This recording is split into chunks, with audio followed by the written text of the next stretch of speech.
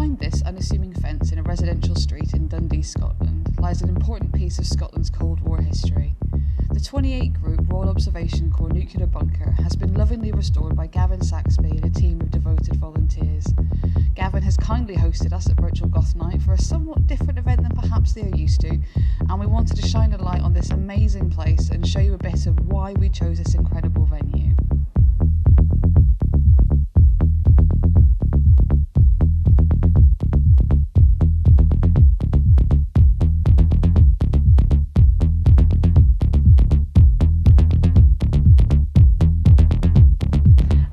So Gavin, thanks so much for having us. Do you want to tell us a little bit about who the ROC were and what this place was used for?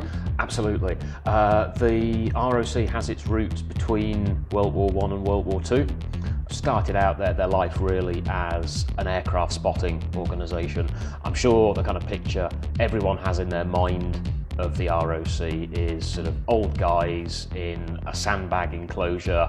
We're looking through a post instrument up at the sky, you know, sort of bandits 50 plus, that kind of thing. So that is genuinely what they did during World War II. It was all part of what was called the Dowding system, right. Of how they tracked enemy aircraft, starting out using radar, then as they came across the UK to be able to vector RAF aircraft onto bombers and fighters to shoot them down. Once World War II ended and jet planes were starting to become the thing, it was realised really quickly that an aircraft spotting role for jets was ultimately pointless. So the Corps was kind of stood down temporarily, but then towards the 50s it got sort of restarted, but with a focus on the Cold War and sort of nuclear bomb plotting. What they did is they created 1,536 little 3-person underground monitoring posts all up and down the UK. And those 1,536 posts reported back to 25 group headquarters bunkers, of which this bunker is one. Yeah. And the map that we're standing in front of is what all of the sort of the readings that were taken at the posts would have been plotted on. Who were in them? Who were these people? Well, the Royal Observer Corps was a voluntary organisation. So normal everyday folk would come down here once every couple of weeks. They'd do their training and their exercises, kind of knowing that they'd only really be doing their job for real if the world was about to end.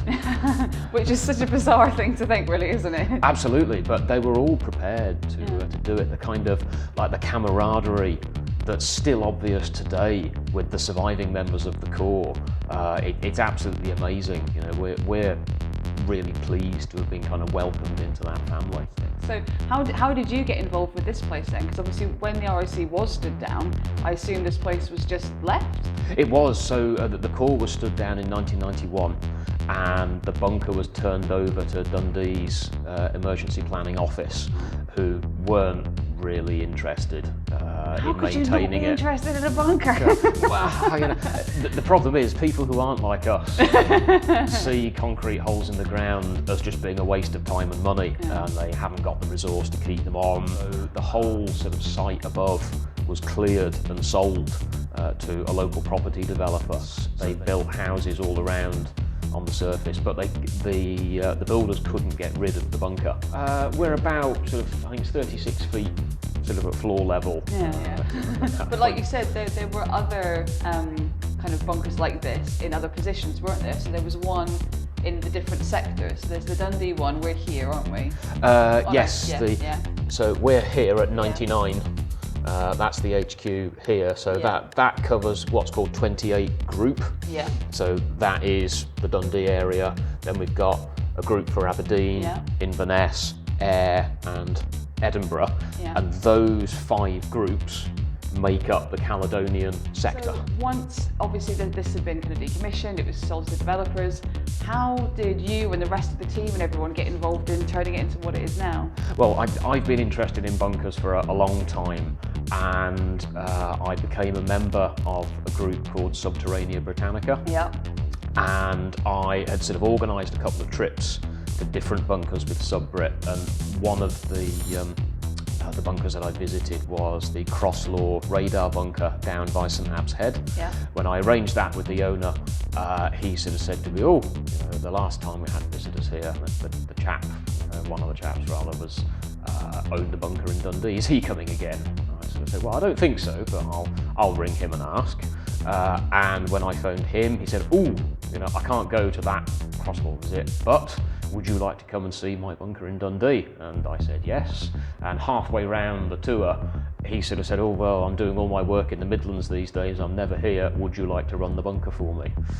That was in 2004 when I said yes, and I've been here ever since. That's quite a proposition. Would you like to run the bunker for me? Yeah, that's pretty amazing. So how did you, I know there's other volunteers involved as well, how did everyone else get involved? Was that through sub-Brit as well, or was that through other things? It was just because when you're kind of going around like looking for things to fill the bunker, because the other thing to bear in mind is that the Dundee Emergency Planning Office emptied the bunker completely.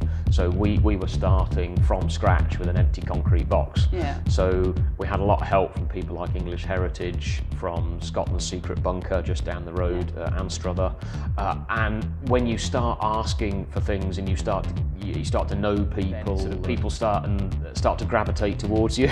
Yeah. and people think, "Ooh, well, I want to dispose of this thing. Well, I've heard Catherine's looking for something like that." Yeah. And people say, build it and they will come. Yeah, the bunker nerd community is a strong community. Oh, it certainly is, yes. Yeah, bunker club's quite a close-knit elite sort of club. thing. Yes. So what's next? What's the plan? I know you've got us tonight, which is a virtual nightclub. We're broadcasting all over the world, and we've got an awful lot of people that are really looking forward to that. So they've got no idea that we're here, which is going to be quite a surprise for everyone. But I know you've had kind of audiovisual musicians here, temporary have performed here. You also had a hen do for one of your patrons here as well, which has been fantastic. What else have you got going on? What's for the future for 28 Group? I mean, we want to get back to doing tours for the public. Yeah. Because we had to stop that at the end of 2019. Yeah. And we really want to get back into that, because we know there's people that have been dying to come and see the place for at least 2 years now, and we've been wanting to show them around. Yeah. So a bit later this year, we'll probably start that again.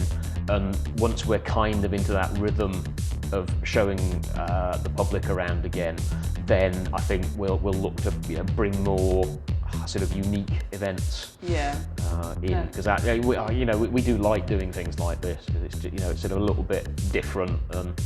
Well, it's an incredible space, and I think certainly getting those tours in, because I've got a list of people who'd love to come and see this place. I've been going on about it for a long time.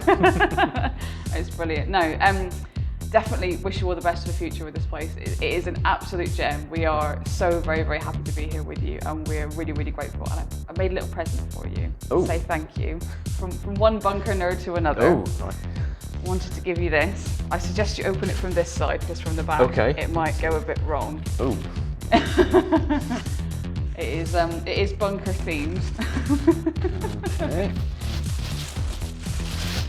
Oh, that is absolutely fantastic. Thank you so much. No problem. A little bit of a combination of bunker nerd and seamstress nerd. That's fantastic. Thank you very much indeed. No problem at all. Thank you again, Gavin.